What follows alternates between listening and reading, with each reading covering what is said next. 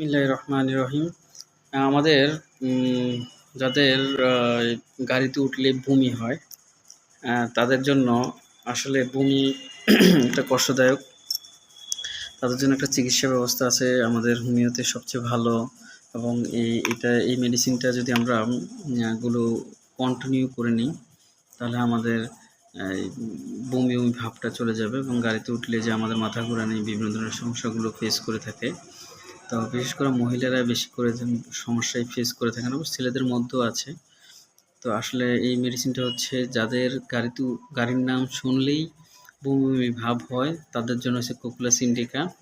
আর যারা গাড়িতে ওঠার সাথে সাথেই পেট্রোলের গন্ধ বা গাড়ির ভিতরে যে একটা দুর্গন্ধ থাকে, সেই গন্ধে বমি চলে আসে, তাদের জন্য হচ্ছে যে পেট্রোলিয়াম 30। এই মেডিসিনগুলো আপনারা যদি ক্রমান্বয়ে খেয়ে থাকেন, ইনশাল্লাহ একটা সময় গিয়ে আপনাদের আর বমি আসবে না এবং সুস্থ হয়ে যাবেন।